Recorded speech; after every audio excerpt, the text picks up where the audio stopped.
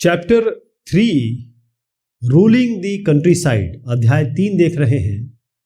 Ruling the country side का मतलब यह है कि ग्रामीण क्षेत्र में शासन। अब ये किनके शासन की बात हो रही है? ये हो रही है ब्रिटिशर्स या ब्रिटिश रूल की बात हो रही है। इससे पहले कि हम आगे बढ़े, यहां पर आपको एक मैं चित्र दिखाना चाहूंगा और इस चित्र में आपको यहां पर शाह आलम साहब दिख रहे हैं और यहां आप देख रहे हैं रॉबर्ट क्लाइव। तो ये दीवानी एक्सेप्ट कर रहे हैं, दीवान बन रहे हैं। तो ये जब मुगल एम्परर से दीवानी एक्सेप्ट कर रहे हैं बंगाल की, बिहार की, उड़ीसा की। इसमें बंगाल बहुत ध्यान से सुनिएगा क्योंकि बंगाल का नाम मैं बार बार लेने वाला हूं क्योंकि बंगाल की दीवानी से ही सब कुछ शुरुआत हुई है और ये हुआ था 1765 में हुआ था। अब इसमें यह बताया गया है कि पहली एक लाइन बता दूं, ये बहुत क्लियर लिखा हुआ है कि जो दीवानी मिली है अंग्रेजों को या फिर कंपनी को, ये एक बहुत बड़ा इवेंट था, बहुत बड़ा इवेंट था। लेकिन ये जो चित्रकारी है वो उसमें दिखाया गया है कि बहुत कम लोग हैं।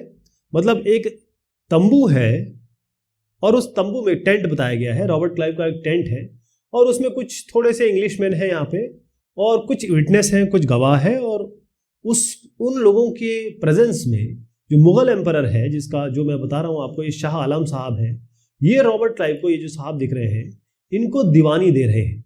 तो ये जो चित्र बनाया है ये उस पेंटर ने बनाया है जिसको रॉबर्ट क्लाइव ने अपने जितने भी बड़े बड़े इवेंट रहे उनको पेंट करने के लिए, उनको उसका चित्र बनाने के लिए लगाया था। तो ये इसमें इस चित्र की कहानी हो गई। अब आप समझ लीजिए कि दीवानी मतलब क्या हुआ, दीवान क्या हुआ, क्योंकि यहां से बात शुरू होती है। दीवान मतलब ये हुआ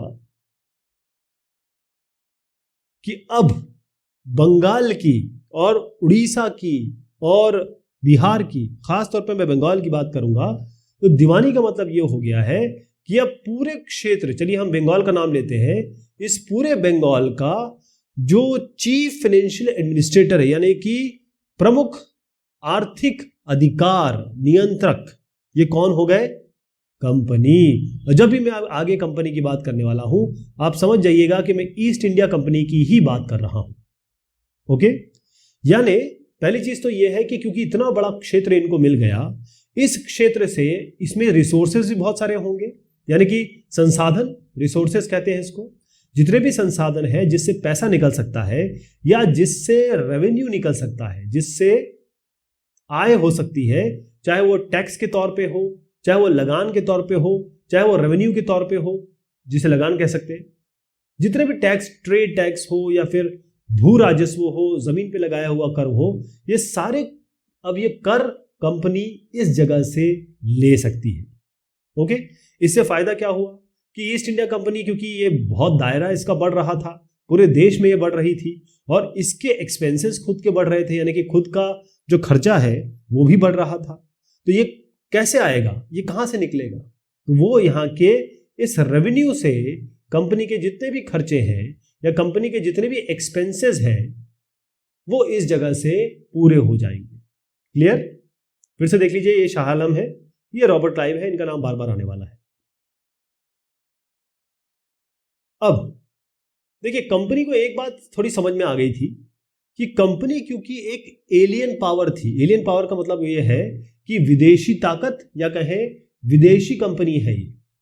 तो यहां पर अगर मान लीजिए ये कंपनी सीधा किसी इलाके में, इस इलाके का मान लीजिए ये सरदार हुआ करता था, इस इलाके का ये सरदार हुआ करता था। अब कंपनी सीधा जाके यहां पर अगर सीधा अपना नियंत्रण कर दे तो यहां के लोग तो इसको मानते हैं, यहां के लोग इसको मानते हैं, यानी कि ये जो आदमी है इसने इस जगह पे काफी दिन रूल किया है, इस ग्रामीण क्षेत्र में, ग्रामीण क्षेत्र, गांव के क्षेत्र में। तो जिस आदमी के पास अथॉरिटी थी, जिस आदमी के पास प्रेस्टीज थी या जिसके पास पावर था, जिसके पास वो इज्जत उसको प्राप्त थी इस जगह पर, यहां पर कंपनी ने ये किया कि इनको कंप्लीटली हटाया ना जाए। तभी आप देखेंगे कि कंपनी ने किस तरीके से इन लोगों का उपयोग किया अपने रेवेन्यू को पाने में, अपने एक्सपेंसेस को चलाने में, अपने टैक्सेस को पाने में। तो हम ये देखना चाहेंगे इस पूरे डिस्कशन में कि कैसे जो कंपनी है ये कॉलोनाइज करती है ग्रामीण क्षेत्र को, यानी कंट्री साइड। जब भी मैं कंट्री साइड बोलूं, आप ग्रामीण क्षेत्र की बात कहेंगे। हम जो चेन्नई है, जो पहले का जो मद्रास हुआ करता था, या कोलकाता, कैलकाटा की हम बात नहीं कर रहे हैं, हम चेन्नई की बात नहीं कर रहे हैं, और हम पहले जो बॉम्बे हुआ करता था, आज का जो मुंबई है, उसकी बात नहीं कर रहे हैं। हम खास तौर पे कंट्री साइड की बात कर रहे हैं। जो भी हमारा डिस्कशन होगा वो कंट्री साइड का होगा। तो कैसे कंपनी ने यह इन जगह पे ग्रामीण क्षेत्रों में रूल किया, किस तरीके से इन्होंने जो रेवेन्यू रिसोर्सेज है, क्योंकि इनको दीवानी मिल गई थी, कैसे इनको नियंत्रित किया, ऑर्गेनाइज किया, या कहे किस तरीके से इनको व्यवस्थित किया। इसके बाद जो लोगों के, यहाँ के लोगों के जो राइट्स थे, इनके कुछ राइट्स होंगे, इनके कुछ पावर्स है, या इनको जो जो जो भी चीजें मिली हुई थी, दायित्व मिले थे, या ये कहें कि इनके पास कुछ ऐसे राइट्स होंगे, ये कैसे किया, इसके साथ क्या किया राइट्स के साथ। और इन जगह पे जैसे कोई क्रॉप उगानी है, वो क्रॉप कैसे उगाई, किस तरीके से उगाई यानी कि कल्टीवेशन में क्या कंपनी का रोल था, इस बारे में सारी चर्चा करने वाले। तो सबसे बड़ी बात आती है, देखिए आज सुन लीजिए, आगे भी कोई कहेगा 50 साल भी, पैसा सबसे इंपॉर्टेंट है, बगैर रेवेन्यू के कुछ नहीं है। ये जो भी चीज हो रही है ना कहीं इसके पीछे पैसा है, और उसके बाद पावर आती है। लोगों को केवल 2 चीज चाहिए, पैसा और पावर। कंपनी का जो रेवेन्यू स्ट्रक्चर है, या कंपनी जो पैसा, रेवेन्यू का मतलब होता है आय, रेवेन्यू का मतलब होता है आय मतलब सैलरी हमको जो मिलती है ना, उस तरीके की जो आय होती है। तो कंपनी के साथ ये था कि जैसी कंपनी बन गई दीवान, है ना, अभी तक कंपनी ये तय कर चुकी थी कि भाई अभी भी हम ट्रेडर हैं, यानी कंपनी अभी भी अपने आप को एक व्यापारी के तौर पे ही देखती थी, लेकिन चाहती तो थी ये बहुत ज्यादा लैंड रेवेन्यू, यानी कि उसको बहुत ज्यादा लैंड रेवेन्यू चाहिए, भू राजस्व जिसे हम कहते हैं, बहुत ज्यादा। ऐसे एंगल बता रहा हूं, ये प्लस कर रहा हूं, इसका मतलब ये है कि कंपनी लैंड रेवेन्यू चाहती थी बहुत ज्यादा। लेकिन अभी भी कि ये जो कोई एक लैंड है, इससे कितना भू राजस्व आना है, या कितना इसका जो लैंड टैक्स है, लैंड रेवेन्यू है, इसको अभी भी असेस करने के लिए, या इसका की अभी भी विवेचना करने के लिए, या कैसे इसका कलेक्शन होगा, कौन इसे कलेक्ट करेगा, क्या तरीका होगा कलेक्शन का, कोई एक एडमिनिस्ट्रेटिव तरीका होगा, कौन इसे करेगा, इसके लिए कंपनी अभी भी ध्यान नहीं दे रही थी। कंपनी अभी भी अपने आप को एक ट्रेडर के रूप में मान रही थी, और ज्यादा से ज्यादा उसको लैंड रेवेन्यू चाहिए था। ओके, पहली चीज ये है कि कंपनी जो आई थी उसको क्या चाहिए था। अब आपको पता है, या उसको कॉटन चाहिए था, या कोई भी जो हमारे देश में आया उसको या तो कॉटन चाहिए होता था, या सिल्क चाहिए होता था, या स्पाइसेस चाहिए होते थे। ये 3 आपको दिमाग में बिठाने हैं, यही चीज चाहिए होती थी। ओके, तो हुआ ये कि क्योंकि उसको दीवानी मिल गई, 5 साल में जो कंपनी ये सब खरीदा करती थी, जो भी, जैसे मान लीजिए वो खरीदती थी, मैं नंबर बता रहा हूं आपको, एक नंबर के हिसाब से समझा रहा हूं कि 5 साल के अंतराल में जो कंपनी खरीद रही थी बंगाल से, केवल बंगाल की बात करता हूं मैं भी, है ना, ये बंगाल है मान लीजिए, बंगाल से जो खरीदी थी डबल हो गया। मतलब अगर पहले 100 खरीदती थी तो अब 200 हो गया, 100 कोई भी नंबर हो सकता है, मतलब डबल खरीदने लगी अब। ठीक है, और होता ये था कि इससे पहले जब भी कंपनी खरीदती थी, यानी कि 1865, इसके पहले जब भी कंपनी खरीदती थी कोई भी सामान हिंदुस्तान में, तो वो इंपोर्ट करती, जैसे ये यूके है, ब्रिटेन, वहां से वो गोल्ड और सिल्वर मंगाती थी, यानी सोना और चांदी मंगाती थी, और इस सोने और चांदी के बदले वो चीजें खरीदती थी यहां पर। लेकिन अब तो बंगाल की दीवानी मिल गई, बंगाल की जब दीवानी मिल गई तो अब उसको यूके से ये जो गोल्ड और सिल्वर है उसको मंगाने की कोई आवश्यकता नहीं रही। क्लियर है? ओके। लेकिन क्योंकि अब कंपनी ध्यान नहीं दे रही थी, बस पैसे लिए जा रही थी और लोगों पे भी ध्यान ज्यादा नहीं था, तो हुआ ये कि जो बंगाल है इसकी इकोनॉमी, इसकी जो अर्थव्यवस्था है, इकोनॉमी कह सकते हैं इसको, ये बहुत ही बुरी सिचुएशन में आ गई। हुआ ये कि जो भी आर्टिसंस थे, आर्टिसंस मतलब जो कारीगर थे, वो अपने क्षेत्रों से, अपने गांवों से, विलेजेस से वो भागने लगे, यानी वो एक तरीके से डेजर्ट कर दिया उन्होंने, विलेज में कोई भी नहीं रहा। उसका कारण ये था कि जो आर्टिसंस थे, आर्टिसंस में आप पीजेंट्स को भी ले लीजिए, फार्मर को भी ले लीजिए, काश्तकारों को भी ले लीजिए, वो जितने भी लोग थे, वो क्योंकि उनको अपना सेल करना था, प्रोड्यूस जो भी वो सेल करना चाह रहे थे, उनको कंपनी ने फोर्स किया कि आप कम दामों में इसको बेचेंगे पहली चीज तो ये हो गई, ठीक है।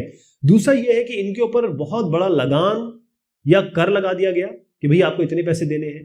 तो जब एक आदमी सामान पैदा कर रहा है, मान लीजिए 100 रुपए का पैदा कर रहा है, ओके, और उसको कहा जा रहा है कि तुम केवल इसको 50 में बेच दो, और उसे कहा जा रहा है कि 200 रुपए का लगान दे दो, तो कहां से दे पाएगा, वो तो भाग जाएगा।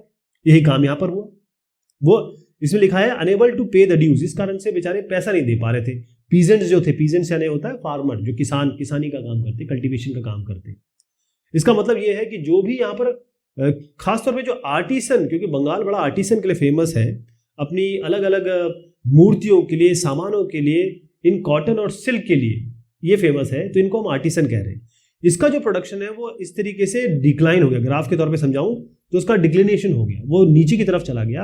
और खास तौर पे जो एग्रीकल्चर प्रोड्यूस है, या एग्रीकल्चर या फिर कहे कि जो कृषि से चीज आ रही थी, वो भी एकदम, जो कल्टीवेशन है वो भी खत्म होने लगी, कोलैप्स पे चली गई। कोलैप्स बताते हैं ये लोग, ओके।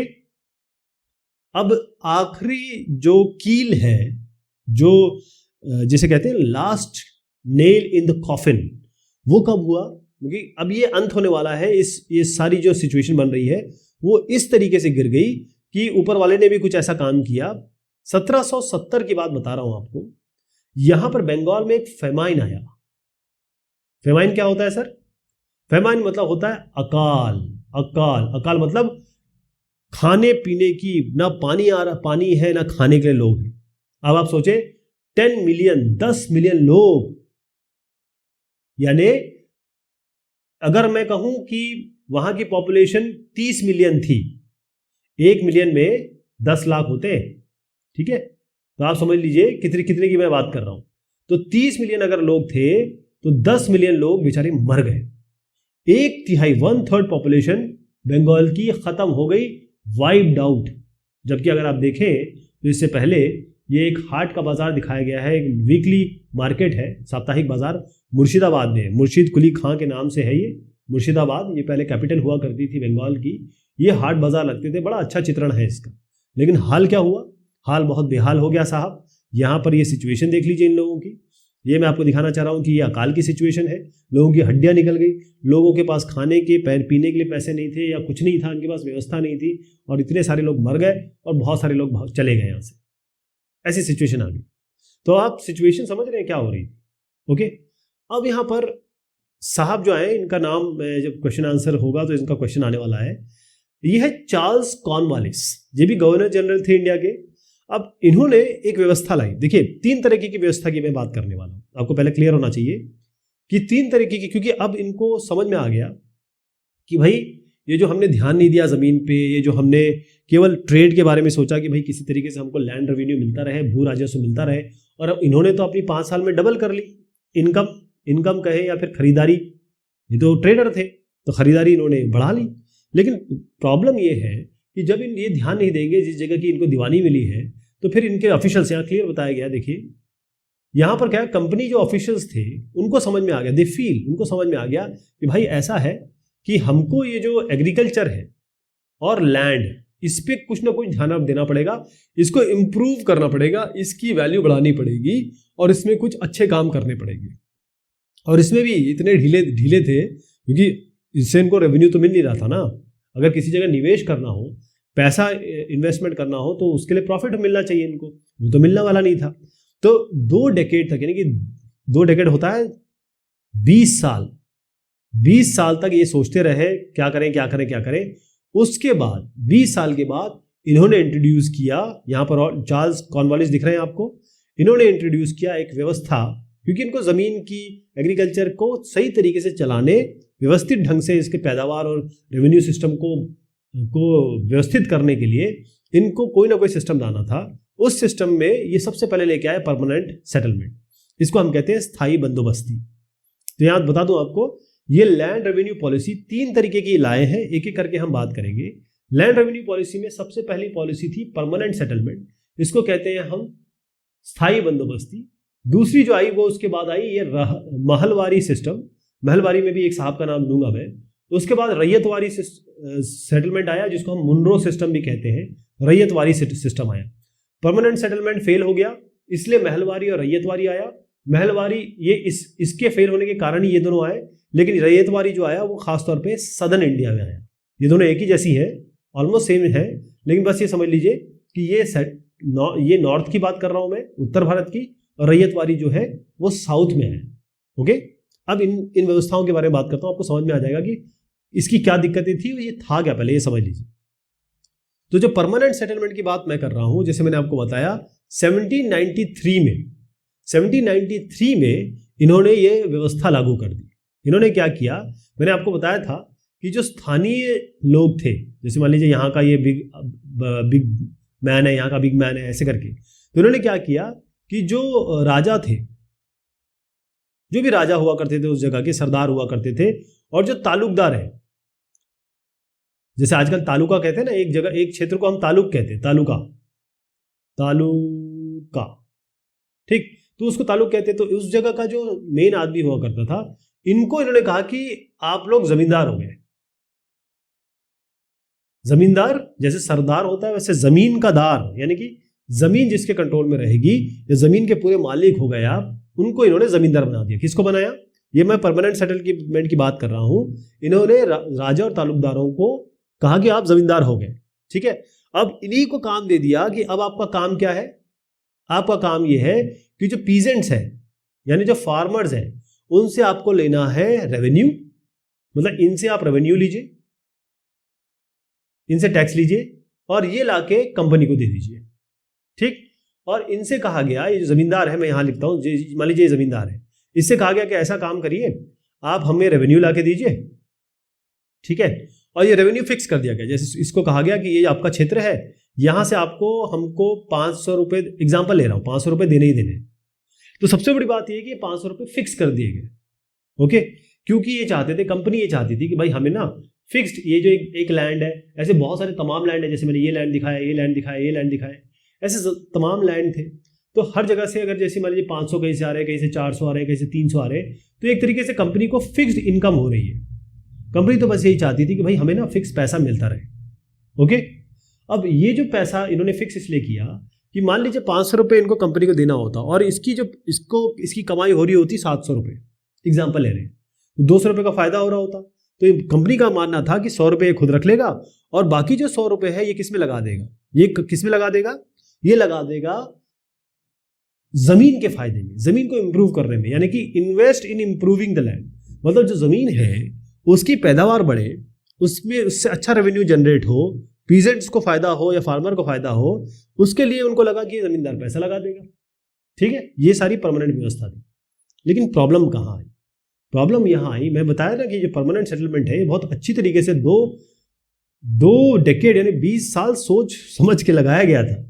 लेकिन इसकी जो प्रॉब्लम थी वो ये थी कि जो जमींदार आप देख रहे हैं, ये पैसा नहीं लगा रहा था, मतलब इंप्रूविंग द लैंड, जो जमीन को अच्छा करने में, उपजाऊ बनाने में, या और तरीकों से उसकी पैदावार को और कंप्लीट करने में जो पैसा लगना था या जो मेहनत लगनी थी, वो जमींदार नहीं कर रहे थे। उसका कारण क्या था कि जमींदारों के ऊपर ये जो 500 रुपए लगाए गए थे, एग्जाम्पल ले रहा हूं, 500 ऐसे नहीं लगाए गए थे, अगर 500 रुपए लगाए गए थे तो ये इन जमींदारों के लिए बहुत बहुत बड़ा अमाउंट था, ठीक है। अगर मान लीजिए इनके ऊपर 100 रुपए लगाए होते तो कहा गया जाता कि 100 रुपए आप हमें दीजिए, तब बात बन सकती थी। लेकिन 500 इनके ऊपर, एग्जाम्पल ले रहा हूं, 500 और 100 का डिफरेंस बताने की कोशिश कर रहा हूं कि 500 बहुत ज्यादा अमाउंट हो गया। तो क्या हुआ, ये जो जमींदार थे, ये जमींदार बेचारे पे ही नहीं कर पा रहे थे, ये पैसे ही नहीं दे पा रहे थे। अब हो क्या रहा था कि जैसे आप ये इसको 500 देने हैं, ये 500 उसको देने हैं, ये 500 ये दे नहीं पा रहा है, इसके पास कभी 200 आ रहे हैं, कभी 100 आ रहे हैं, ये दे नहीं पा रहा है। तो जब ये नहीं आ रहा तो कंपनी ने क्या किया, इसको हटा दिया यहाँ से, बेटा हटो यहाँ से तुम, और यही जो जमीन है ये किसी और, जैसे ये Z1 मान लो, जमींदार 1, ये जमींदार 2 को इन्होंने ऑक्शन कर दिया, नीलाम कर दिया। ऐसे कई बार इन्होंने किया, ठीक है। तो हुआ ये कि रेवेन्यू नहीं बढ़ पाई, क्योंकि अब अगर जमींदार को फायदा भी हो रहा हो, एक एग्जांपल लेते हैं, तो 500 रुपए इनको हमेशा फिक्स मिल रहे थे, जमींदार हमेशा 500 दे रहा था। मान लीजिए जमींदार को 700 का फायदा हो रहा हो, तो इनको तो 500 ही मिल रहे हैं। तो इसका मतलब है कि रेवेन्यू जो इनको मिल रही थी वो फिक्स थी, हर जगह से इनको पता है कि जैसे महीने के 10,000 रुपए आने हैं, तो हर 10,000 ही आ रही थी, कभी भी 10,000 का 15,000 हो ही नहीं सकता था। क्यों? क्योंकि उन्होंने हर जगह की, हर लैंड की जो का पैसा है वो फिक्स कर रखा था हर जमींदार के लिए, कहा कि तुम्हें इतने देने ही देने। और जमींदार को वैसे भी कोई शौक नहीं था कि मैं जमीन को अच्छा बनाऊं, क्यों करेगा वो। ओके, बेसिकली क्या करते थे कि जमींदार क्या करते थे, बटाई पे जमीन दे देते। ये जमीन है ना, बटाई पे दे देते। बटाई कहते हैं इसको, कि ये फार्मर है, इसको दे दिया कि चलो भाई तुम इस पे काम करो और हमें तुम पैसा दो। तो जब तक जमींदार को पैसा मिलता रह रहा है, वो इस जमीन पे क्यों जाके काम करेगा, या इस जमीन को अच्छा करने में क्यों इंटरेस्ट दिखाएगा, नहीं दिखाएगा ना। तो यहां पर आप देखिएगा कि जो जमींदारी सिस्टम है, जिसको हम परमानेंट सेटलमेंट कह रहे हैं या स्थायी बंदोबस्ती कह रहे हैं, इसमें पीजेंट थे, पीजेंट से जमींदार पैसा लेता था और जमींदार ब्रिटिश गवर्नमेंट को पैसा देता था। जमींदार के ऊपर जो फिक्स्ड अमाउंट था वो बहुत ज्यादा हो गया था। और दूसरी चीज है, जमींदार इस पीजेंट के लिए या इस लैंड के लिए कुछ नहीं कर रहा था। ये थी प्रॉब्लम की शुरुआत। तो अब ये हुआ कि जो कल्टीवेटर है, ये केवल जमींदार की बात नहीं है, ये जो कल्टीवेटर है यानी कि जो पीजेंट है या फार्मर है, ये जो पैदावार करने वाले लोग हैं, इनको भी ये लगा कि ये जो व्यवस्था है ये हमारे लिए बहुत दमनकारी है, ऑप्रेसिव है। इसका मतलब ये था कि भाई एक तो आप हमसे, मतलब ये जमींदार आता है और हमसे रेंट ले लेता है, ठीक है, बहुत बड़ा रेंट लेता है। दूसरा ये है कि ये जो हमारी जमीन है, इसको ये भी हमारे लिए सुरक्षित नहीं है। उसका कारण क्या है, क्योंकि ये पैसा तो दे नहीं पाते थे जितना जमींदार मांगता था, तो ये जाते थे मनी लेंडर के पास, ठीक है, ये जाते थे जो बड़े बड़े ठेकेदार हैं, या ये कहें कि जो जिनके पास पैसा होता था, महाजन लोगों के पास, तो मनी लेंडर हो गए, महाजन हो गए, उनके पास जाते थे, उनसे पैसा लेते थे, ठीक है। अब ये जब पैसा नहीं दे पाते थे, तो जो मनी लेंडर है, ये जो बड़े बड़े लोन देने वाले लोग हैं, वो इनकी जमीन पे कब्जा कर लेते थे। तो एक तो ये जो आदमी है, जो पीजेंट है, फार्मर है, एक तो वो पैसा नहीं दे पा रहा है, रेंट नहीं दे पा रहा है, लगान नहीं दे पा रहा है, टैक्स नहीं दे पा रहा है। और दूसरा ये है कि इसकी ये जब जो वो ले लेता है, मतलब लोन ले लेता है, तो उस लोन के कारण दे तो पाता नहीं, कभी कोई नहीं दे पाया आज तक, इसीलिए तो किसान आत्महत्या करते हैं। तो ये जो है, इनकी जमीन ये ले लेते हैं लोग, जिनसे लोन लिया हुआ है, तो इन पर दोहरी मार पड़ रही थी। ओके, अब इसमें जो मैं इसका डिफरेंस आपको बताऊंगा माहलवारी और इसके बारे में, लेकिन पहले यहां देख ले, आपको समस्या समझ में आ गई ना। अब इस समस्या के निदान करने के, क्योंकि देखिए जो 19वीं शताब्दी की शुरुआत है, यानी 1800 प्लस मैं मान रहा हूं, इसवीं शुरुआत में जो ऑफिशियल्स थे, कंपनी के जो ऑफिसर थे, वो समझ गए थे कि देखो यार कुछ गड़बड़ तो है, हमको ये जो रेवेन्यू वाला जो सिस्टम है, जो हमारा रेवेन्यू का आय का सिस्टम जो है, इसको हमको बदलना पड़ेगा, क्योंकि ये गड़बड़ हो रही है ना। तो उन्होंने क्या किया, कैसे हमने जो ये उनके हिसाब से ये जो फार्मर्स और जमींदार पे हो रहा था, इसकी चिंता नहीं थी इन लोगों को, ये ध्यान रखिए। इनकी चिंता ये थी कि हमारा रेवेन्यू जो 10,000 रुपए का आ रहा है, एग्जाम्पल ले रहा हूँ, वो केवल 10,000 का है, हमें तो इसको 20,000 करना है, इसको 50,000 करना है। उनका दिमाग में ये था। तो उन्होंने कहा ये जो रेवेन्यू सिस्टम है, इसमें जो परमानेंट सेटलमेंट है, इसमें हमने रेवेन्यू फिक्स कर दिया है, हमारी जो भू राजस्व है वो फिक्स कर दिया है कि इतना हमें जमींदार देगा। इतने पैसे अगर हमने फिक्स कर दिए तो हमें तो हमारी आय तो कभी बढ़ी नहीं सकती। ओके, तो अगर मैं आपको नॉर्थ वेस्टर्न प्रोविंसेस में ले जाऊं, देखिए ये ऐसा बंगाल है मान लीजिए, तो ये जो इलाका है ना, ये अब मोस्टली जो है अभी आज आप देखेंगे तो उत्तर प्रदेश में है। तो यही की मैं बात कर रहा हूं, जो नॉर्थ वेस्टर्न प्रोविंस है बंगाल का, बंगाल प्रेसिडेंसी का, क्योंकि उस जमाने में बंगाल प्रेसिडेंसी थी, मुंबई प्रेसिडेंसी थी, बॉम्बे प्रेसिडेंसी और चेन्नई प्रेसिडेंसी, क्योंकि मद्रास प्रेसिडेंसी थी।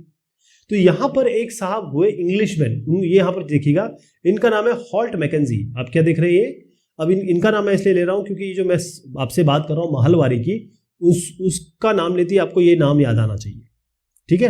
तो ये जो हॉल्ट मैकेंजी साहब थे इस जगह पे, यहां पर, अब मैं आपसे कह रहा हूं बार बार कि जो महलवारी है, ये जो हमारा मध्य भारत से ऊपर का बेल्ट है, यानी कि उत्तर भारत है, जिसे हम संयुक्त प्रांत कहते थे, अभी इसका नाम हम उत्तर प्रदेश कर चुके हैं, पहले इसको संयुक्त प्रांत कहा जाता था। वहां पर महलवारी सिस्टम आई, और जो मुनरू सिस्टम है और जो जिसके बारे में हम बात करने वाले रैयतवारी, वो सदर्न इंडिया में आई। ओके, तो ये जो हॉल्ट मैकेंजी है, इनको समझ में आ गया था कि देखो नया सिस्टम हमको लाना है। तो 1822 में ये जो साहब है, ये ले आए नया सिस्टम। ओके, उनको ये समझ में आ गया था कि ये जो विलेज है, क्योंकि हम पड़बी विलेज के बारे में ही रहे हैं, ये जो विलेज है, ये जो गांव है, ये बहुत इंपॉर्टेंट इंस्टीट्यूशन है नॉर्थ इंडियन सोसाइटी के ये सबसे इंपॉर्टेंट सिस्टम है, ठीक है। अब इन गांवों को प्रिजर्व करना बहुत जरूरी है। हम केवल ये पैसा कमाने की नहीं सोच सकते, मतलब पैसा कमाना तो है ही, लेकिन इसको भी हमें ध्यान देना पड़ेगा।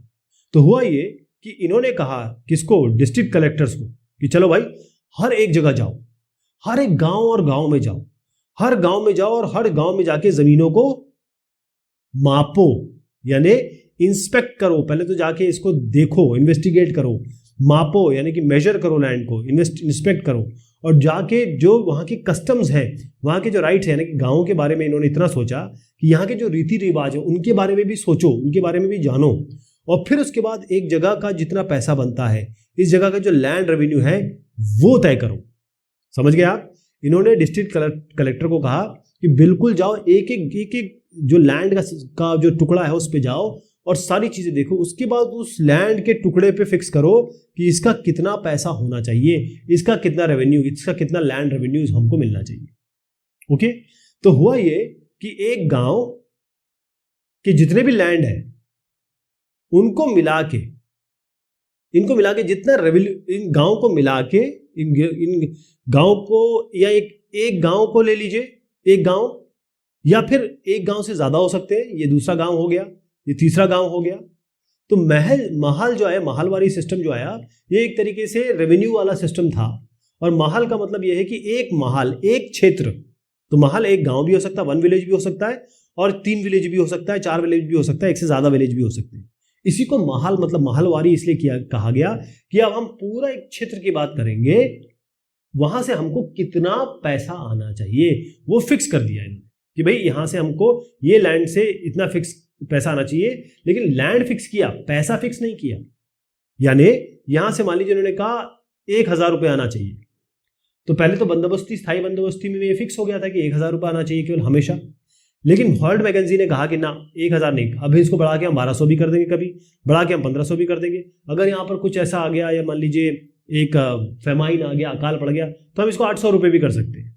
ठीक है, तो महल मतलब होता है एक क्षेत्र, एक उस महल में एक गांव भी आ सकता है, एक से ज्यादा गांव भी आ सकते हैं, और हर एक लैंड का बकायदा निरीक्षण किया गया, उस लैंड, इसका एक रेवेन्यू, इसका रेवेन्यू, इसका रेवेन्यू, तो सबका रेवेन्यू जोड़ के बताया गया कि इस महल से इतना रेवेन्यू आना चाहिए। ओके, लेकिन ये जो रेवेन्यू था फिक्स नहीं था। परमानेंट सेटलमेंट की सबसे बड़ी प्रॉब्लम ये थी कि इन्होंने फिक्स कर रखा था इसको।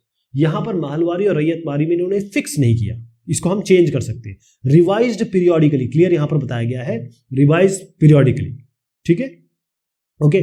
तो अब पहले क्या था कि जो परमानेंट सेटलमेंट था उसमें जमींदारों के इन्होंने कहा था कि आप हमें रेवेन्यू कलेक्ट करके दीजिए, आप हमें भू राजस्व कलेक्ट करके दीजिए।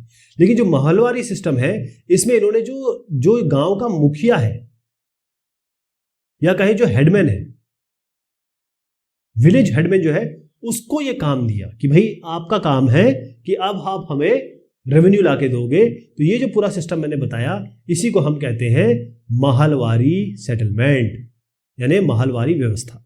क्लियर हो गया महलवारी व्यवस्था क्या है? अब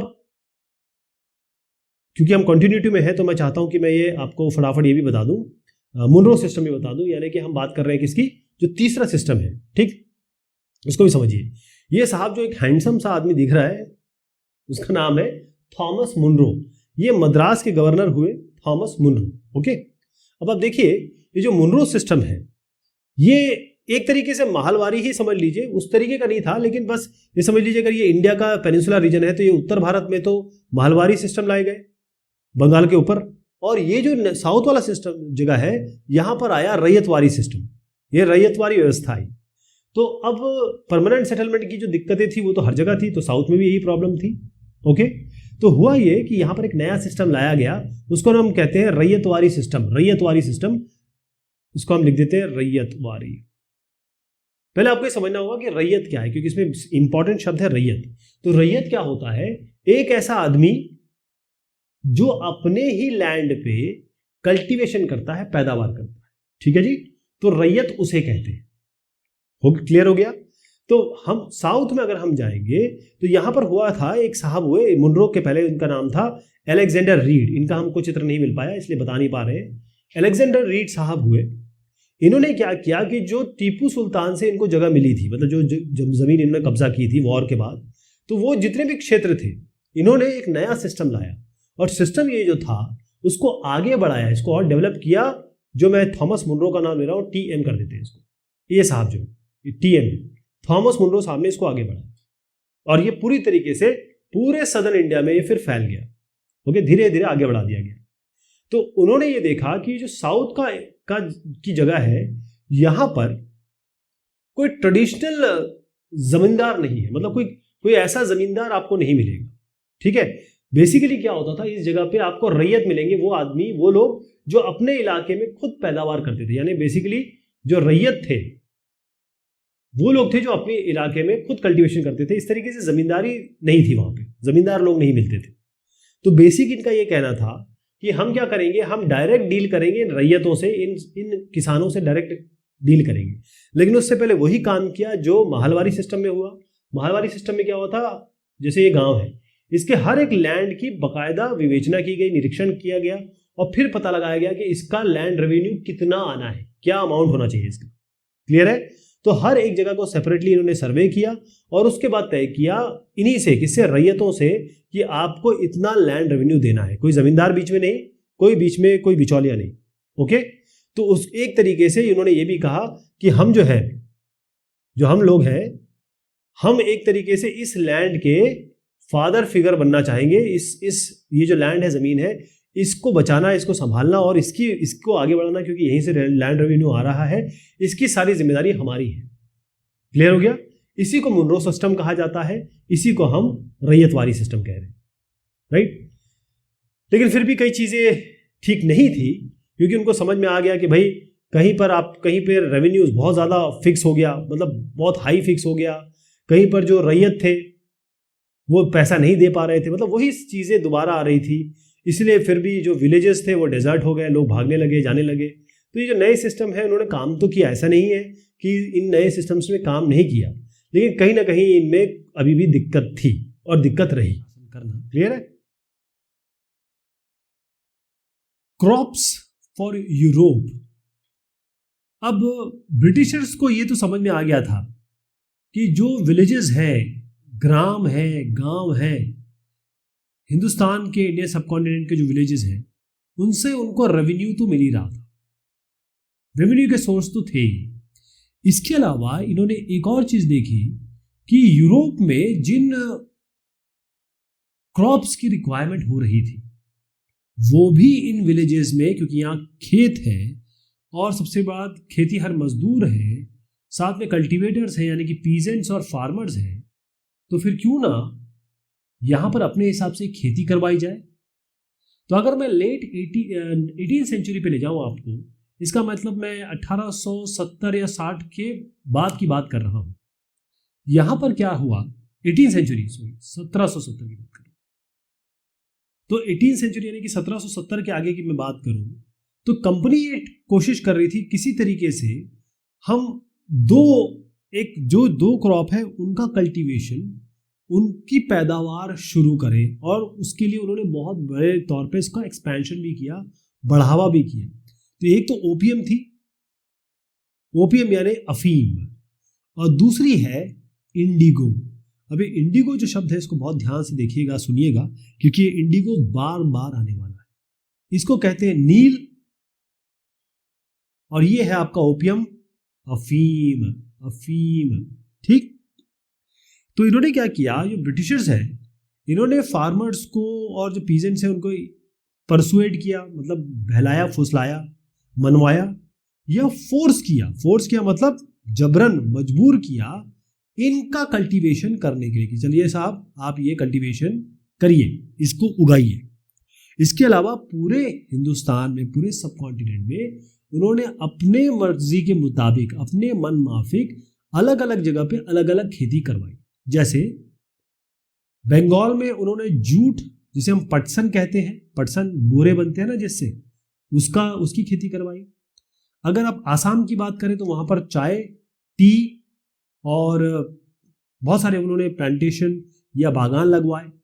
उसके बाद अगर हम यूनाइटेड प्रोविंसेस की बात करें, जो कि आज का उत्तर प्रदेश है, वहां पर उन्होंने गन्ने की खेती करवाई, यानी कि शुगर केन की खेती करवाई।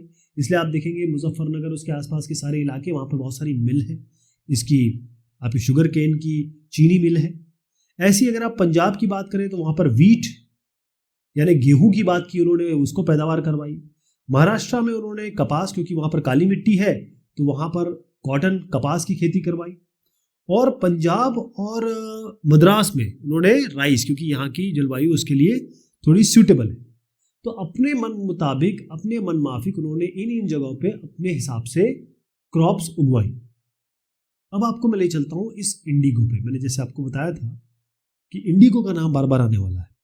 इन साहब को देखिएगा, इनका नाम है विलियम मॉरिस। क्या नाम है इनका? William Morris. ये जो चित्र है इसमें मैं इनका नाम लूंगा, इसलिए इनका जरा चेहरा देख लीजिए। ये है विलियम मॉरिस और ये हो रही नील की खेती, इंडिगो की खेती, नील की खेती। यहां पर आते हैं आप, यहां दो चित्र देख रहे हैं आप। बाएं हाथ पे जो चित्र है वो है कलमकारी प्रिंट, मतलब कलमकारी पद्धति से किया हुआ प्रिंटिंग है। और किसने किया है? हिंदुस्तान का जो आंध्र प्रदेश है वहां के बुनकरों ने ये किया है, वहां के वीवर्स ने किया हुआ है कलमकारी प्रिंट। कब? 20वीं शताब्दी की मैं बात कर रहा हूं। यहीं पर अगर आप दाएं हाथ पे देखें तो यहां पर जो प्रिंट देख रहे हैं, फ्लोरल प्रिंट, मतलब फूल पत्तों का जो प्रिंट है, उसको डिजाइन किया गया है, इसको बनाया है किन साहब ने? मैंने आपको कहा था एक साहब का नाम लूंगा। ये बहुत बड़े पोएट भी रहे, मतलब बहुत अच्छे कविता लिखते थे और ये अपने आप में एक आर्टिस्ट भी थे। ये 19वीं शताब्दी की बात कर रहा हूँ, ब्रिटिश आदमी है। ये जो चित्र है, या ये चित्र तो नहीं है, ये चित्र के पीछे मतलब ये एक्चुअल इन्होंने फ्लोरल डिजाइन कॉटन प्रिंट है, जो यानी कि कपास पे, कपड़े पे इन्होंने प्रिंट दिया है। और ये जो साहब है उनका नाम है विलियम मॉरिस। ओके, तो हिंदुस्तान में या हिंदुस्तान से जो नील बनता था, नील की पैदावार जो होती थी, हिंदुस्तान के नील का ही आप ये नीला नीला प्रिंट देख रहे हैं। इसमें क्लियर बताया गया है कि इन दोनों में से कुछ कॉमन है, और वो कॉमन क्या है? क्लियरली यहां पर लिखा हुआ है कि both use rich blue colour. इसी को हम कहते हैं इंडिगो। क्या कहते हैं? इंडिगो। अब इंडिगो की बात चल रही है और हम अगर नया कलर ना लाए तो थोड़ा सा नाइंसाफी होगी। नील ले आते, नीला कलर ले आते, ठीक है। ये इंडिगो, नीला कलर, ब्लू। तो जो आप ब्लू देख रहे हैं यहाँ पर, जो ब्लू कलर देख रहे हैं, ये वाला और ये वाला, ये आया है एक पौधे से, एक पेड़ से, जिस पेड़ का नाम है इंडिगो। यानी एक प्लांट है जहां से नील बनता है और उसका नाम है इंडिगो। ध्यान रहेगा, राइट। तो जो मॉरिस ने प्रिंट दिए हैं, जो 19वीं शताब्दी की मैंने बात की, ब्रिटिश, मैंने आपको चित्र दिखाया, वो पॉसिबली हिंदुस्तान का नील उन्होंने उपयोग किया है, क्योंकि हिंदुस्तान, इंडिया या इंडियन सब कॉन्टिनेंट, ये इंडिगो का सबसे बड़ा सप्लायर था एक टाइम पे। वर्ल्ड को सबसे ज्यादा ये सप्लाई करता था। इसके आंकड़े भी हम अभी देखेंगे, राइट। अब सवाल उठता है कि why the demand of Indian Indigo. तो आप सिलसिलेवार तरीके से समझिएगा कि हिंदुस्तानी इंडिगो या हिंदुस्तानी नील की रिक्वायरमेंट, डिमांड इतनी ज्यादा क्यों थी विश्व में। ओके, पहली चीज तो ये है, जो नील है या इंडिगो है, इसकी खेती कहाँ होती है? इसकी खेती होती है उष्ण कटिबंधीय जलवायु में, यानी कि ट्रॉपिक्स में। कहाँ होती है? ट्रॉपिक्स में इसकी ये जलवायु इसके लिए बहुत सूटेबल है, राइट। और अगर आप देखें, मैं बहुत पहले आपको ले जा रहा हूँ 13वीं शताब्दी, मतलब मैं आपसे बात कर रहा हूँ 1200 से 1300 के बीच के दरमियान की बात। ये कितनी पुरानी बात हो गई है ना। हम 600 साल 700 साल पहले जा रहे हैं। इस जिसकी हम आज बात कर रहे हैं, मतलब इस टॉपिक में हम जो डिस्कशन कर रहे हैं, उससे 600 साल मैं आपको पहले ले जा रहा हूँ।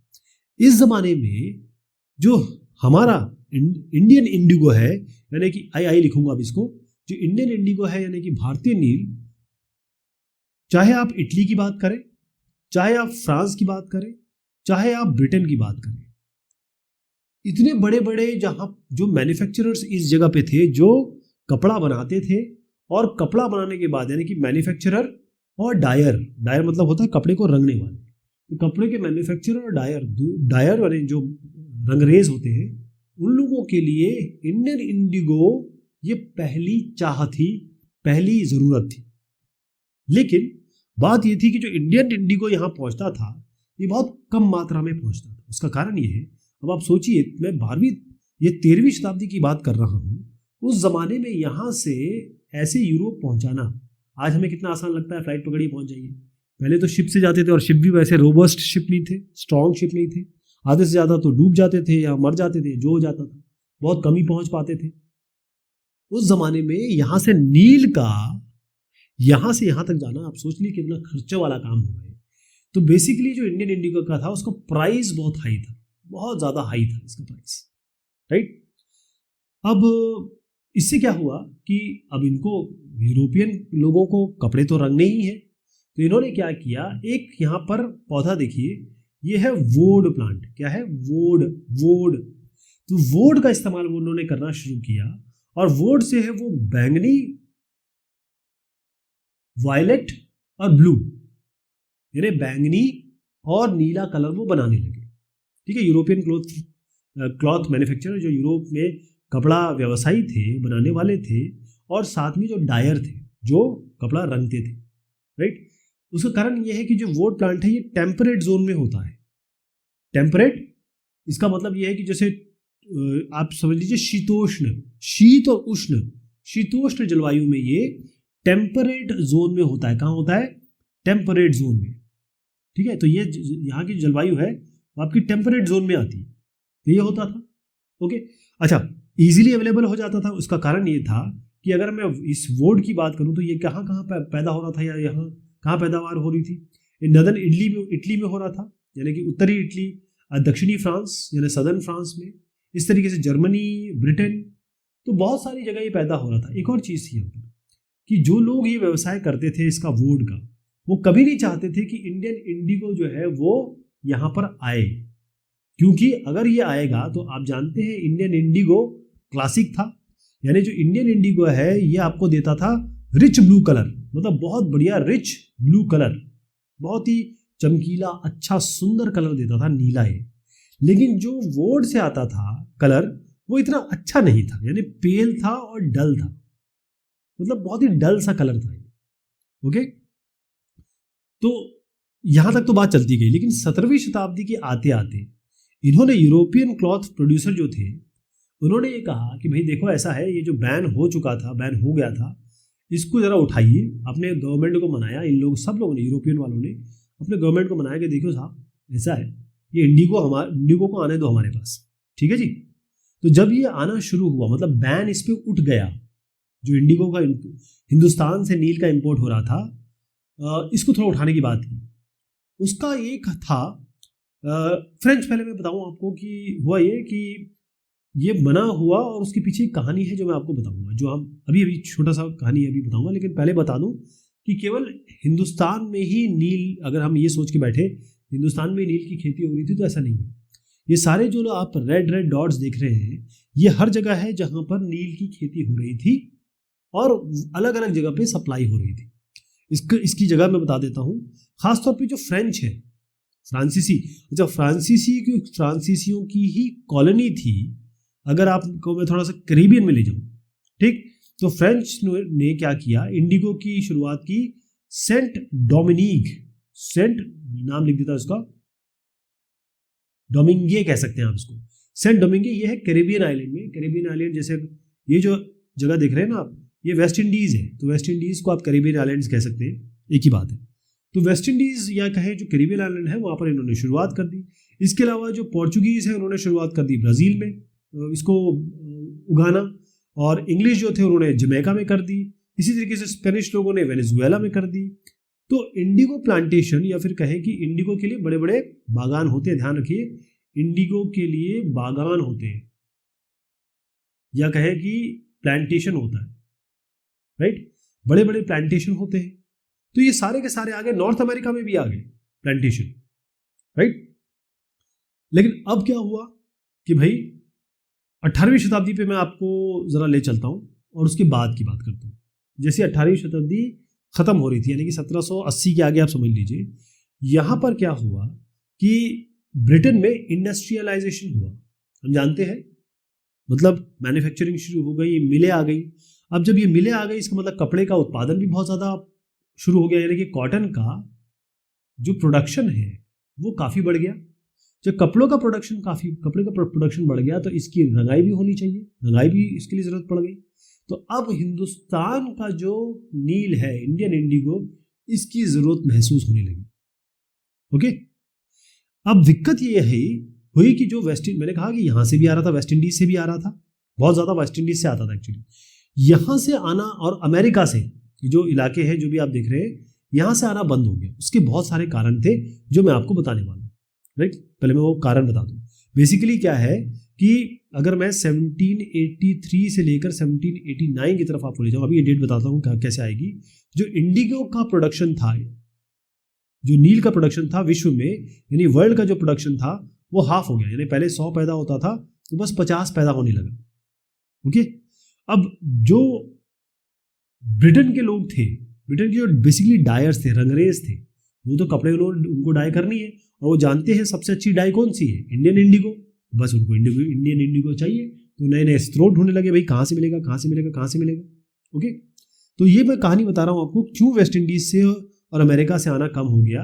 उसका कारण ये देखिए, यहाँ पर देखिए एक स्लेव रिवोल्ट दिखा रहा हूँ मैं आपको। यानी जो स्लेव थे, यानी जो गुलाम थे, उन्होंने रिवोल्ट कर दिया, बगावत कर दी। ये सेंट डोमिनिक की जो मैं बात कर रहा हूँ, वहाँ की बात 1791 का ये चित्रण दिखाया जा रहा है।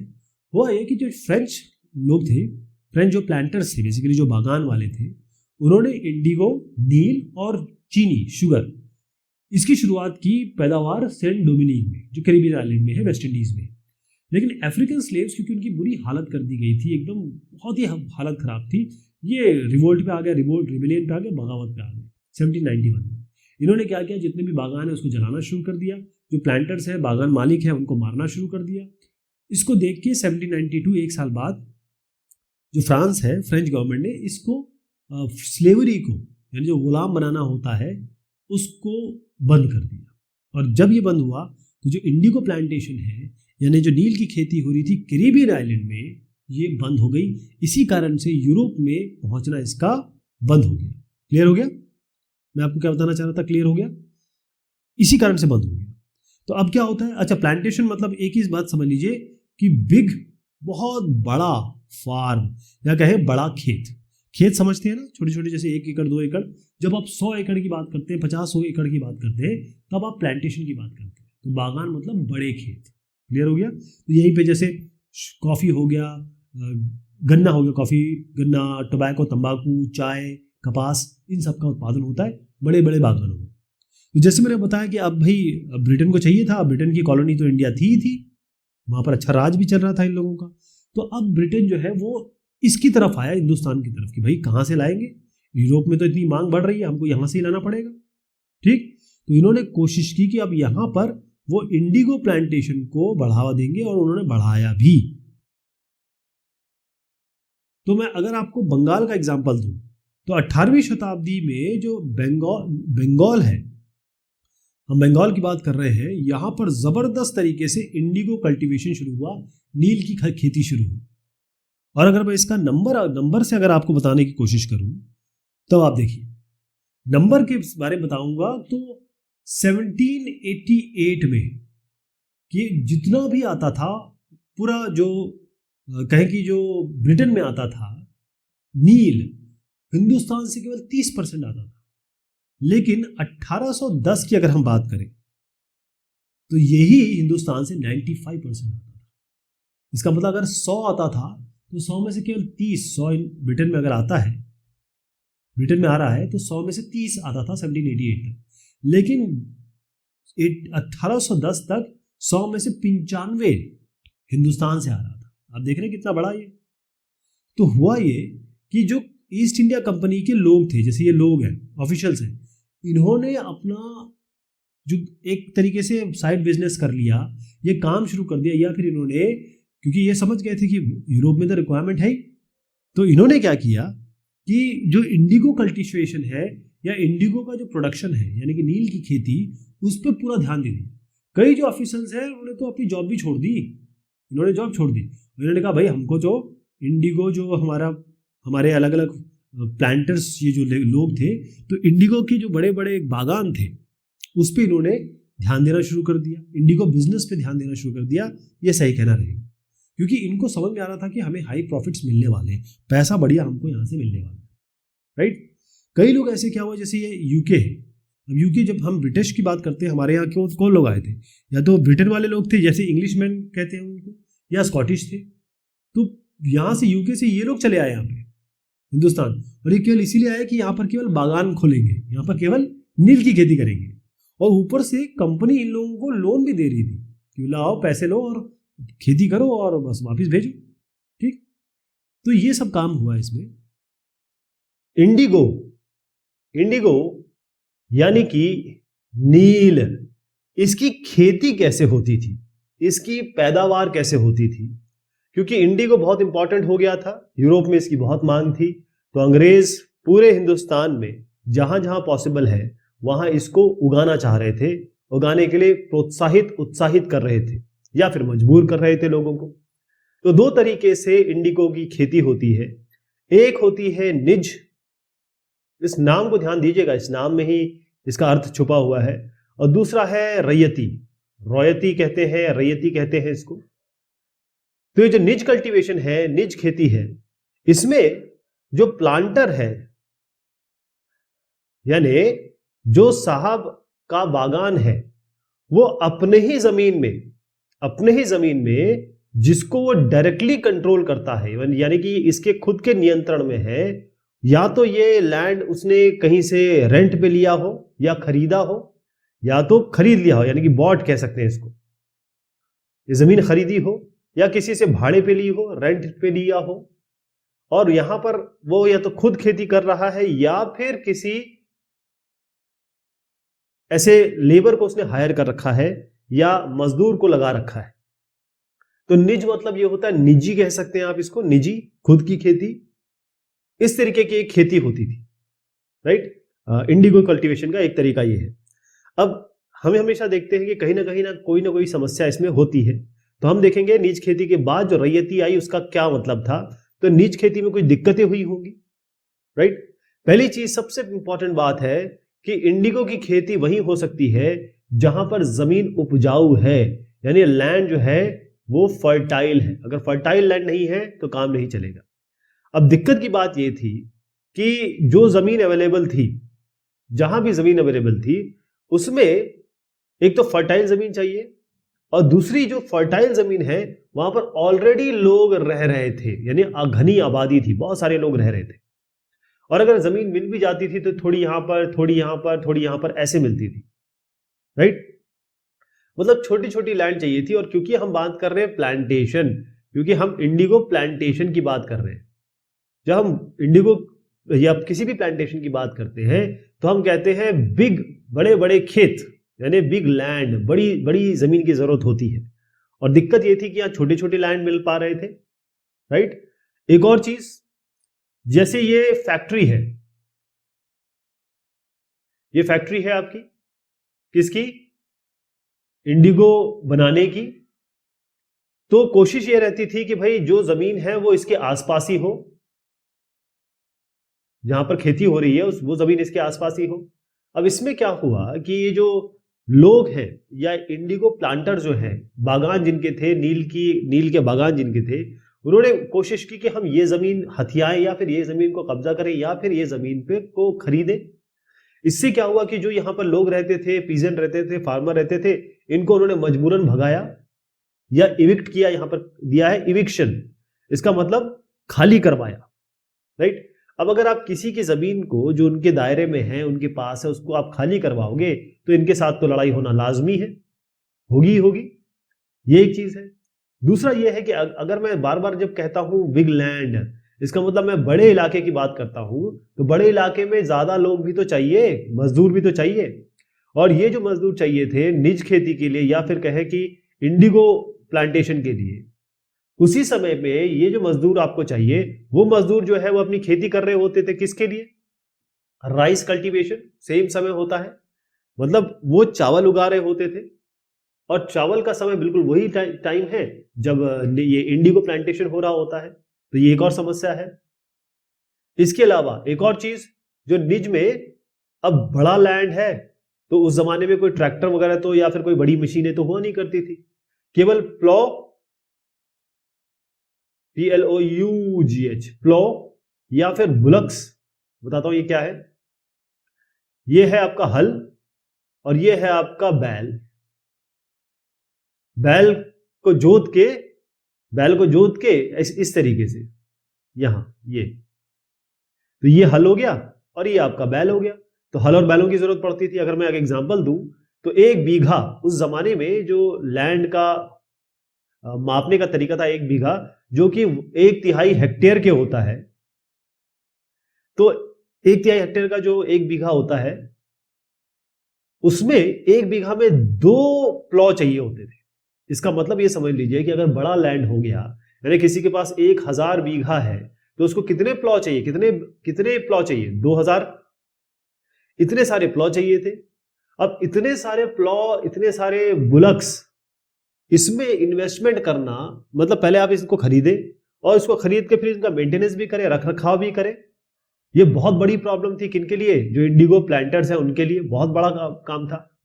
अच्छा, ये भी हो सकता है कि ये प्लॉ और बुलक्स ये किसानों से ले ले, किसानों से ले ले, है ना। लेकिन क्योंकि किसानों के पास तो इतने सारे किसान हैं, इतने तो मिल ही जाएंगे।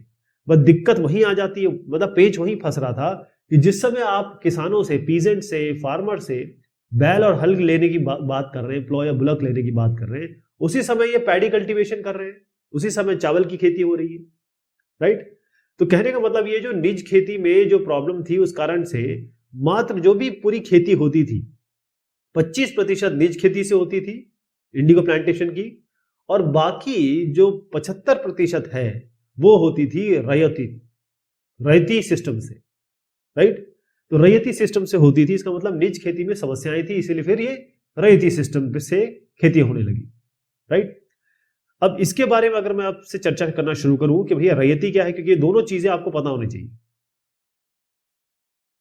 मैं क्लियर कर देता हूं और मैं अब आपको रैयती सिस्टम बता रहा हूं। देखिए, रैयती सिस्टम में क्या है और रॉयल्टी सिस्टम में क्या है। इसमें क्या होता था कि एक प्लांटर है, ठीक है। ये प्लांटर क्या करता था कि जो किसान होते थे, ये प्लांटर हो गया, इंडिगो प्लांटर, और ये पीजेंट या फार्मर हो गए, इनसे ये एक एग्रीमेंट कर लेते थे। एग्रीमेंट मतलब इसको यहां कहा जा रहा है सट्टा, सट्टा एग्रीमेंट, सट्टा, कि भाई ऐसा है, आप एक अनुबंध कर लीजिए, एक कागज पे साइन वाइन कर दीजिए, अंगूठा लगा दीजिए।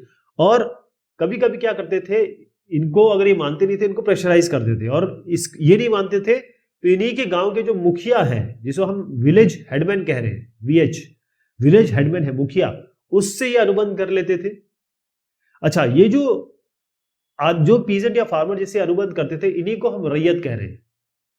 इन रैयतियों से ये लोग अनुबंध करते थे, और अनुबंध ये होता था कि एक बार आपने अनुबंध कर लिया, साइन कर लिया, तो अब हम आपको पैसा देने लगेंगे। मतलब हम आपको पैसा देंगे, लेकिन ऐसा फ्री में नहीं दे रहे, हम आपको जो कैश दे रहे हैं वो एडवांस में दे रहे हैं, लेकिन ये कैश जो होगा इस पे हम ब्याज लगाएंगे, यानी कि इंटरेस्ट लगेगा। मतलब मान लीजिए हमने 100 रुपए दिया और हमने 10% का आप पे वो लगाया, इंटरेस्ट लगाया, तो आप जब वापस करेंगे 1 महीने का मान लीजिए, तो 110 रुपए वापस करने वाले हैं।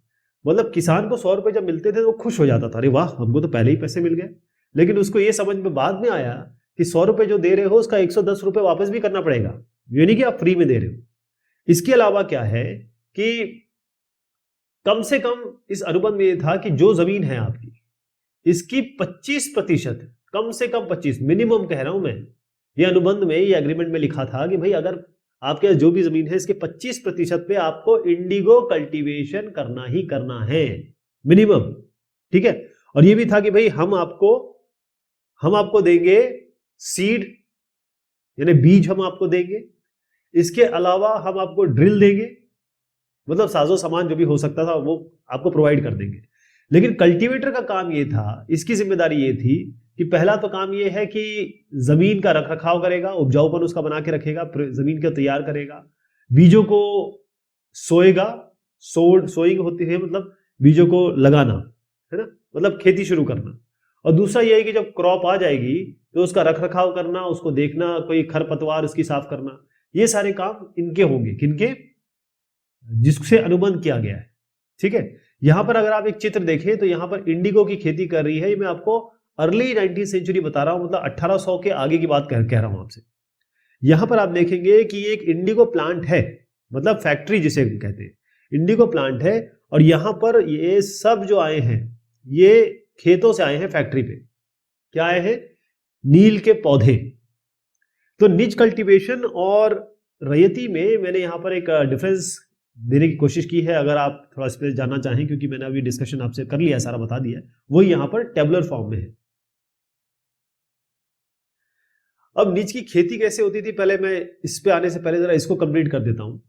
अनुबंध ये था कि अगर अब ये इंडिगो प्लांटर है और ये आपका पीजेंट फार्मर है, जब ये इनको वापस लौटाएंगे, यानी कि जब हार्वेस्टिंग हो जाएगी, मतलब पैदावार हो जाएगी और उसकी कटाई हो जाएगी, तो जब ये वापस करेंगे, मतलब ये जो रैयत्स हैं, जब ये वापस करेंगे यानी प्लांट में पहुंचा देंगे जो क्रॉप बनी है, जो पैदावार हुई है, इन्होंने जो इनको पैसा दिया था, अब ये दोबारा पैसा देने के लिए तैयार हो जाएंगे। मतलब अब ये 100 रुपए दोबारा दे देंगे, लेकिन इससे पहले इनको 110 रुपए लौटाना पड़ेगा। ठीक है। अब दिक्कत ये हो गई कि जो ये लौटा रहे हैं, मतलब ये जो इंडिगो इनको दे रहे हैं, उसकी कीमत इनको मात्र 50 रुपए मिल रही है, या 40 रुपए या 30 रुपए मिल रही है, बहुत कम। लौटाना है 110 रुपए, कहां से लौटाएंगे साहब? तो फिर ये दोबारा इस चक्र में फंस जाते हैं, यानी कि इस डेट ट्रैप में ये दोबारा फंस गए। कौन? रैयत। मतलब एक तो इनको पैसा बहुत कम मिल रहा है इंडिगो का, और दूसरा ये इस चक्र में बार बार बार बार फंसते चले जा रहे हैं। ओके। अच्छा, इसमें एक प्रॉब्लम और थी।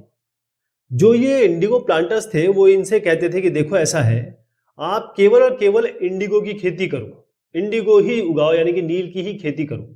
अब इसमें समस्या ये थी कि जो इंडिगो का पौधा होता है, इसकी जड़ें जो होती हैं बहुत लंबी होती हैं, और ये जो जड़ें हैं वो इतनी ज्यादा अंदर जाती हैं कि फाइनली ये इस मिट्टी की फर्टिलिटी, उपजाऊपन को खत्म कर देती है। अगर आपने एक बार इंडिगो उगा दिया तो फिर यहां पर आप कोई खेती नहीं कर सकते। स्पेशली जो राइस की खेती हुआ करती थी, उस खेती के बारे में आप सोच भी नहीं सकते। तो ये सारी समस्याएं थी यहां पर। तो आपने देखा कि निज में क्या समस्याएं थी और फिर आपकी रैयती में क्या सिस्टम में क्या प्रॉब्लम्स थी, लेकिन दोनों तरीके की खेती हुआ करती थी। अब इन समस्याओं से आपको समझ में आता होगा कि कुछ ना कुछ रिवोल्ट जरूर हुआ है, कोई ना कोई विद्रोह जरूर हुआ है। तो इसकी चर्चा हम करते हैं, लेकिन मैं आपको उससे पहले ये बता देता हूं कि इसकी खेती कैसे, ये खेती के बाद इसका उत्पादन कैसे होता था, ये इंपॉर्टेंट है। अब आप देखिए, बहुत ही आसान तरीके से समझिएगा, अगर आप ये फिगर समझ गए तो बहुत अच्छे से समझ जाएंगे।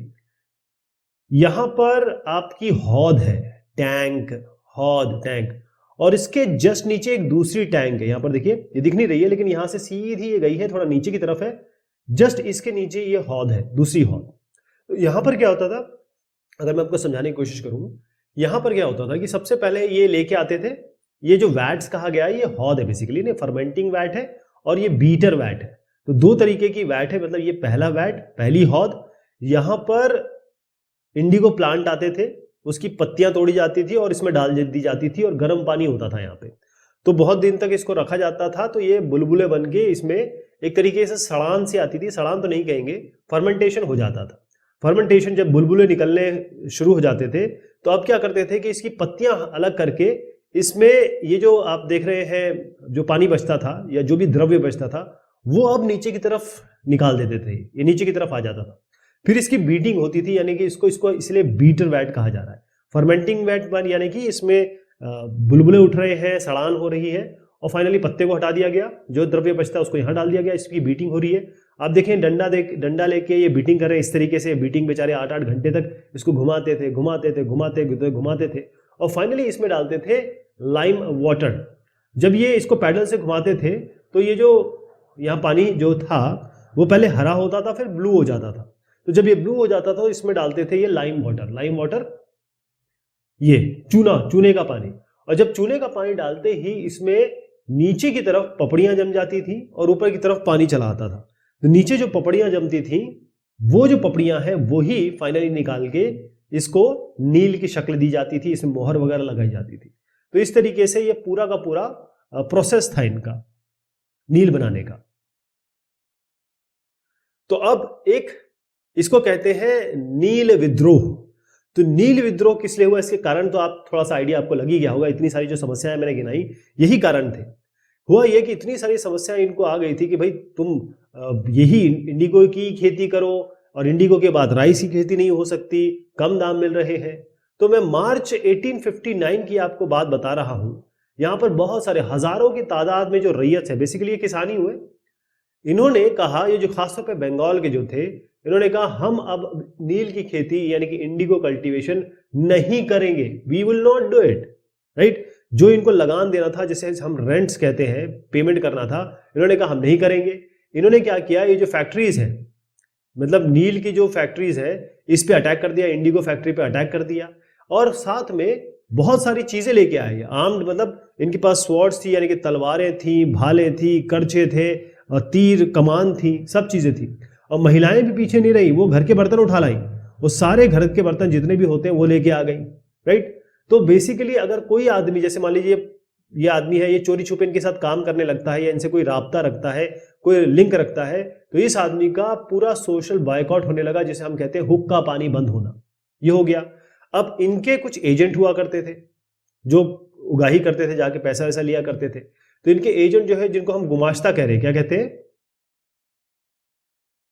ये जो गुमाश्ता है, ये जब आते थे इनके पास, तो इन लोगों ने इनको पीटना शुरू कर दिया, गुमाश्ता की पिटाई कर दी। और इसके बाद इनके कुछ, क्योंकि ये तो पावरफुल लोग होते थे, पैसे वाले होते थे, तो इनके कुछ लठियाल होते थे। लठियाल मतलब लठ लेके जो आदमी आते हैं ना, जो पीटने के लिए आते हैं, बेसिकली बाहुबली, बाहुबली इसलिए नाम से बनता है कि उसके बाद ऐसे लोग होते हैं जो दूसरों को पीटते हैं जाके, अगर कोई वो उनकी बात नहीं मानता है तो। ये जो लठियाल्स है, यहाँ पर क्लियर एक लाइन दी गई है, एक वर्ड दिया गया लठियाल्स। तो ये जो लठियाल है वो भेजते थे भैया, और इन लठियालों की से भी एक तरीके से किसान लोहा लेने लगे, यानी उनसे लड़ाई होने लगी उनकी। तो 1859 की ही बात को आगे बढ़ा रहा हूं। उनको ये समझ में आ गया कि देखो ऐसा है, किसानों को, पीजर्स को, फार्मर को, इनको समझ में आ गया कि भाई ऐसा है कि जो लोकल जमींदार है और जो मुखिया है यानी कि विलेज हेडमैन है, ये इनका सपोर्ट कर रहे हैं, क्योंकि सपोर्ट इनके अपने अपने कारण थे। पहली चीज तो ये था कि जमींदार खुद ही उकसा रहे थे कि भाई ये जो रिबेलियन है, रिवोल्ट है, इसको आगे बढ़ाया जाए। उसका कारण ये है कि ये जमींदार ये देख रहे थे कि जो इंडिगो प्लांटर्स है उनकी पावर बढ़ रही है, वो और जमीन ले रहे हैं, तो जमींदार का तो काम ही होता है जमीन। अब उनकी जमीन जो है इंडिगो प्लांटर ले रहे हैं, यानी जो उगा रहे हैं वो सारी जमीन ले रहे हैं, तो इनको इस बात के लिए दिक्कत हो गई। तो उन्होंने कहा कि ऐसा है, अब इनकी पावर कम करने के लिए मुझे, हम लोग को, ये जो पीजेंट फार्मर के दिल में जो इनके प्रति एक गुस्सा है उसको भड़काना पड़ेगा, राइट। अच्छा, ये जो पीजेंट फार्मर है, इनको ये भी लगा कि हमको किसी ना किसी तरीके से जो ब्रिटिश है वो हमें सपोर्ट करेंगे, राइट। उसका कारण ये था कि इसके 1859 के जस्ट 2 साल पहले 1857 में, 1857 में एक बहुत बड़ा विद्रोह हुआ था। वो अलग बात है कि इस विद्रोह को दबा दिया गया था, इसके बारे में हम काफी लंबी चर्चा करने वाले हैं। तो 1857 का विद्रोह तो दबा दिया गया था, लेकिन 1859 में जो नया विद्रोह, नील विद्रोह नाम का, जो शुरू होने वाला था या होने की संभावना थी, अंग्रेज को समझ में आ गया था कि भाई ऐसा अगर आ गया 1859 वाला कोई नया विद्रोह, तो हम इसको कैसे रोकेंगे। इनकी समस्या ये भी थी। तो हुआ ये कि ये साहब को ध्यान से देखिए, इनका नाम है एशले एडन। क्या नाम है? Ashley Aiden. तो हुआ ये कि ये सब समस्या को देखते हुए कि बहुत बड़ा रिबेलियन ना हो जाए, तो जो लेफ्टिनेंट गवर्नर है वो पूरे इलाके में, जो विंटर का समय, ठंड के समय, वो पूरी जगह घूमे। उन्होंने देखा कि भाई क्या कहाँ हो रहा है। और जब इन लोगों ने, ये जो साहब, मैंने अपने एशले एडन दिखाया आपको, जब ये सब देखने के बाद एशले एडन साहब ने एक नोटिस निकाला, एक नोटिस जारी कर दिया। और ये नोटिस था कि कोई भी रैयत को फोर्स नहीं कर सकता कि आप कॉन्ट्रैक्ट पे साइन करो। जो पहले जो होता था कि दबा के, डरा के रैयतों से साइन करवा लिया जाता था एग्रीमेंट में, अब ये एशले एडन साहब ने एक नोटिस निकाल दिया कि अब ये नहीं कर सकते। अब ये जैसी बात फैली, किसानों को लगा कि क्वीन विक्टोरिया इनके सपोर्ट में आ गई है और पूरी जो ब्रिटिश सरकार है इनके सपोर्ट में आ गई है। ये बात थोड़ी हद तक ठीक भी समझ सकते हैं। तो फाइनली, जो मैंने जैसे बताया कि इस विद्रोह से गवर्नमेंट परेशान तो थी, और क्योंकि ये रैयत जो है इंडिगो प्लांटर्स की पिटाई कर रहे थे, तो इन इंडिगो प्लांटर्स को बचाने के लिए गवर्नमेंट को, ब्रिटिश गवर्नमेंट को, ब्रिटिश रूल वालों को सेना बनानी पड़ी, बकायदा, मतलब आर्मी बनानी पड़ी, मिलिट्री बुलानी पड़ी। तो ये सब देखते हुए फिर क्या किया ब्रिटिश गवर्नमेंट ने, सोचा यार अब इसको खत्म करते हैं। इन्होंने क्या किया, एक कमीशन, जिसे हम कहते हैं जांच आयोग, एक जांच आयोग बिठा दिया, जिसे हम कमीशन कहते हैं। ठीक है, एक कमीशन बना दिया इन्होंने, और कमीशन ने जब अपनी रिपोर्ट दी तो रिपोर्ट में क्लियर बताया गया कि ये जो इंडिगो प्लांटर्स हैं इनको क्रिटिसाइज किया गया, इनकी भरी बुरी बुरी आलोचना की गई। इन्होंने ये कहा कि जो तरीका अपनाया इन्होंने रैयतों से अपना काम करवाने का, ये बहुत ही गलत था और ये रैयतों के लिए बिल्कुल नॉन प्रॉफिटेबल है। ये काम तो कर रहे हैं लेकिन इनको कुछ पैसा नहीं मिल रहा है, इनकी हालत रैयतों की बद से बदतर होती चली जा रही है। इस कमीशन ने, मैं फिर से लिख देता हूं ताकि आपको पता चले कि ये कमीशन ने ये फैसला लिया था। ठीक, अब कमीशन ने एक और बात कही, थोड़ी समझदारी की बात कही कि देखो ऐसा है कि आप रैयत हो, आप इस बार का कॉन्ट्रैक्ट पूरा कर लो, मतलब जो अभी आपके साथ अनुबंध है इसको पूरा कर लो, लेकिन आगे आप बिल्कुल फ्री हो कि आप करना चाहो नील की खेती या नहीं करना चाहो, ये आपके ऊपर है। ओके, अब हुआ ये कि जब बंगाल में इतना बड़ा ब्लू रिबेलियन हुआ, नील विद्रोह हुआ, तब बंगाल की सारी जो नील की खेती है, नील कल्टीवेशन, वो तो खत्म हो गया, इंडिगो कल्टीवेशन कह सकते हैं इसको, ये खत्म हो गया। तो प्लांटर्स, क्योंकि अभी अभी यूरोप में तो कमी नहीं हुई ना, यूरोप में तो आपका मांग थी कि भाई हमें तो नील चाहिए चाहिए, इंडिगो हमको चाहिए ही चाहिए। तो फिर ये लोग कहाँ गए, बंगाल से निकल के गए बिहार, उतना ज्यादा लेवल पे नहीं कर पाए। और दूसरी एक और चीज हो गई थी कि यूरोप में उस जमाने में, उस समय तक सिंथेटिक डाई यानी जिसे कहते हैं कृत्रिम रंग, ये आ गया था लेट 19th सेंचुरी में। तो ये बिजनेस वैसे भी थोड़ा सा इफेक्ट हो रहा था इंडिगो वाला, लेकिन फिर भी ये बिहार गए और बिहार में इन्होंने शुरुआत की नील खेती की, जहां जहां इनको मौका मिला, और वहां पर भी यही हाल बना उन पीजेंट्स और फार्मर का जो बिहार में ये नील की खेती कर रहे थे। तो फाइनली एक पीजेंट जो है वो गया आपके महात्मा गांधी के पास, क्योंकि महात्मा गांधी अब लौट चुके थे साउथ अफ्रीका से। उन्होंने महात्मा गांधी जी से कहा कि प्लीज बिहार आइए और हमारा हाल देखिए। तो महात्मा गांधी साहब पहुंचे कहां, बिहार, और वहां पर फिर उनकी हाल देख के चंपारण सत्याग्रह की शुरुआत हुई 1917 में। ये सवाल बार बार पूछा जाता है, चंपारण सत्याग्रह की कब शुरुआत हुई? तो 1917 में चंपारण सत्याग्रह की शुरुआत हुई, और ये खास तौर पे इंडिगो प्लांटर्स, या ये कहें कि नील के बागान के जो मालिक थे उनके खिलाफ सत्याग्रह था, जिसमें महात्मा गांधी को सफलता भी मिली। ये पहली सफलता थी उनकी, जिसके बाद आगे और भी सत्याग्रह हुए, फाइनली हमें आजादी मिली। अब मैंने जैसे बताया कि जो खेती हमारे यहां हो रही थी, उसी तरीके से खेती और जगह भी हो रही थी नील की। तो एक साहब है, फ्रेंच मिशनरी है, जिनका नाम है जॉन बैप्टिस्ट लाबाट। ये कैरिबियन आइलैंड गए जो आज का वेस्ट इंडीज है, और वहां पर आप देखेंगे अलग अलग लेवल पे चीजें दिखाई गई हैं। यहाँ पर एक साहब खड़े हुए हैं, ये इंडिगो प्लांटर है, सब पे ध्यान दे रहे हैं। यहाँ पर ये इसमें पौधा डाला जा रहा है, इसका फर्मेंटेशन हो रहा है, फिर नीचे जाके इसकी बीटिंग हो रही है, फिर कई लोग यहाँ पर अपना दूसरा काम कर रहे हैं, कई लोग इसको पहुंचा रहे हैं। यानी कि अलग अलग लेवल पे अलग अलग काम हो रहे हैं जो हमारे यहाँ हुआ करते थे। जो वैट मैंने बताया, यानी जो हौद है, टंकी है जिसमें काम होते थे, वो क्लियर यहाँ पर बताया गया है, कहाँ उसको डाला जा रहा है, कहाँ उसको सुखाया जा रहा है, कहाँ इसको बना के आगे बढ़ाया जा रहा है, स्टोर में रखा जा रहा है। और यहाँ पर एक साहब खड़े हुए जो सब पे ध्यान दे रहे हैं कि भैया कुछ गलत तो नहीं हो रहा, कुछ गलत तो नहीं काम कर रहा, कोई आराम से तो नहीं बैठा हुआ है। और ये सारे लोग जो थे वो स्लेव थे, यानी एक तरीके से गुलाम थे। चलिए साहब, ये बात हुई इस चैप्टर की। बहुत शुक्रिया, बहुत मेहरबानी आप सभी की।